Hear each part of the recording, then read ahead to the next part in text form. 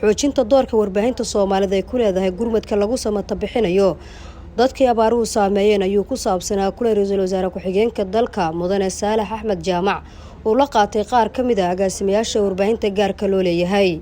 kulanka oo ka dhacay xafiiska ra'iisul wasaaraha ayaa waxaa goobjoog ka ah wasiirka wasaaradda warfaafinta dhaqanka iyo dalxiiska Daawud Aweys Jaamac waxayna warbaahintu su'aalo ku weydiiyeen la xiriirta xaaladda abaaraha dalka. ra'iisul wasaare ku-xigeenka Saalax Axmed Jaamac ra'iisul wasaare ku-xigeenka xukuumadda federaalka Soomaaliya Mudane Saalax Axmed Jaamac ayaa madaxda warbaahinta gaarka loo leeyahay la wadaagay ahmiyadda weyn ee xukuumaddu siinayso badbaadinta shacabka Soomaaliyeed ee abaartu saameysay iyo siday laga maarmaan u tahay in kaalintooda muhiimka ay warbaahintu ka qaadato.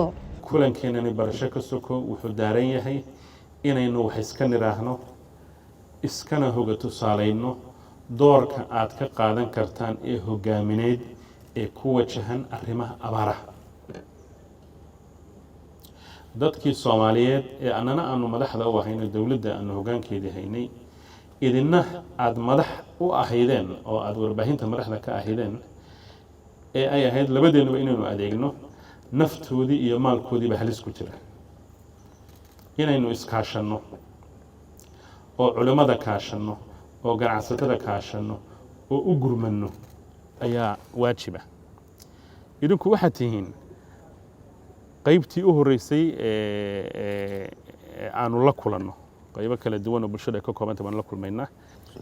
dhowaan waxaa talada noogu jirta inaanu culimada waanu la kulanay qaarkood iyo bulshada rayidka ah iyo ganacsatada iyo qurba joogta iyo maalqabeennada iyo dhalinyaro iyo haween dadka Soomaaliyeed oo dhan inaynu dhaqaajino baynu rabnaa si aynu uga hortagno halista